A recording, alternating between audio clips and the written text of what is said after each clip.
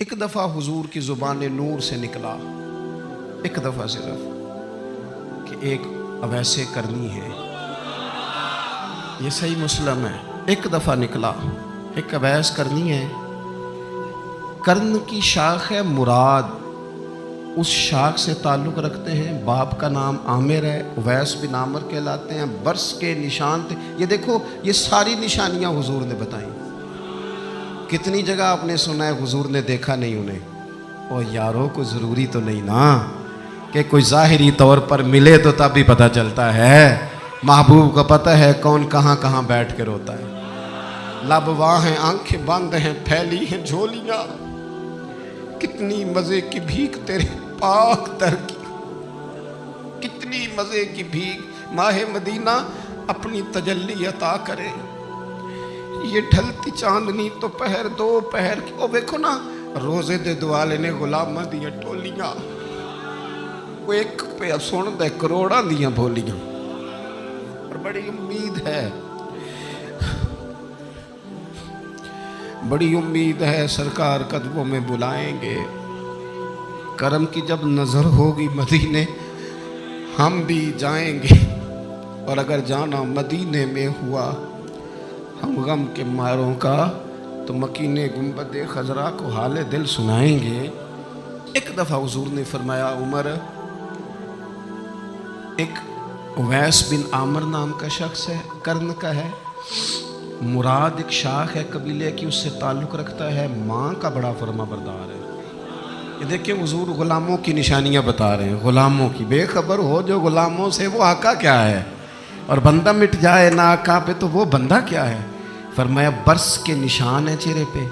برس ہوا تھا وہ ٹھیک ہو گیا. درہم کے مطابق نشان ہوگا. ماں کا فرما بردار ہے.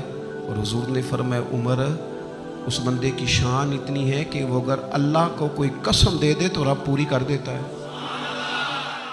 فرمایا اگر عمر تیری ملاقات ہو گئی نا تو اسے اپنے لیے دعا کرا لینا. بس طے کر لیا حضرت عمر نے. جو بندہ بھی یمن سے آئے عمر پوچھیں، اویس کو جانتے ہو؟ اویس کو جانتے ہو؟ جو بھی ملے نا حضرت عمر پوچھیں، اویس کو جانتے ہو؟ ایک وقت وہ آ گیا کہ حضرت اویس خود ہی آ گئے. حضرت عمر کی ملاقات ہو گئی. اب ذرا دیکھنا نشانیاں بتا رہے. کہنے لگے آپ کا نام اویس بن عامر ہے، مراد کی شاخ سے ہیں، یہ چہرے پر نشان ہیں، ماں کے فرما بردار ہیں. کہاں؟ کہنے لگے اٹھاؤ پھر ہاتھ، میرے لیے دعا کرو. حضرت اویس بن عامر، اویس کرنی رضی اللہ تعالیٰ عنہ کہنے لگے، عمر میں آپ کے لیے دعا کروں؟ فرمایا کرو نا، اس لیے کہ مدینے والے حبیب نے کہا تھا دعا کرانا. حضور نے کرو نا دعا، ہم نے تو طے کر لی. ایک نقشہ محبوب نے بتایا تھا ایک دفعہ کہ وہاں سے آئے گا. ایک دفعہ وہ نقشہ بتایا تھا کہ وہ کرن کا، یمن کا. ایک دفعہ کہا تھا وہ آئے گا. بس پھر میری عمر مدینے دے ٹبیاں دی تصویر بناؤندے ہی گزر گئی. ساری زندگی پوچھا اویس تو نہیں نام. پھر وہ مل گئے تو کہا دعا کرو. دعا کرائی. پھر حضرت فاروق اعظم رضی اللہ تعالیٰ عنہ حضرت اویس کرنی سے کہنے لگے، آپ کہاں جانے کا ارادہ رکھتے ہیں؟ یہ سارا کچھ صحیح حدیث میں موجود ہے. تو حضرت اویس کرنی کہنے لگے میں کوفے جانے کا ارادہ رکھتا ہوں. کہا میں کوفے کے گورنر کے نام خط لکھ دوں کہ اویس آ رہا ہے؟ تو حضرت اویس کرنی کہنے لگے نا نا نا نا، ہمیں پروٹوکول نہیں چاہیے. میں نا سادہ رہنا پسند کرتا ہوں. اسی کسے دے کچھ نہیں جے لگ دے، نہ کوئی ساڈا دردی، بس کونے میں پیچھے. ہم کوئی سٹیج کے شوقین لوگ ہیں، ہم کوئی نعروں کے شوقین لوگ ہیں، ہم کوئی تصویروں کے شوقین. ہم تو پیچھے بیٹھنا بس، کسی کو نظر آئے نہ آئے. عمر نے تو خود بتا دیا نا کہ مدینے والے کی نظر میں ہیں آپ نظر میں ہیں. مختصر سی میری کہانی ہے، یہ جو بھی ہے ان کی مہربانی ہے. جب ان کی نظر میں ہے تو پھر کیمرے کی نظر میں آئیں چاہے.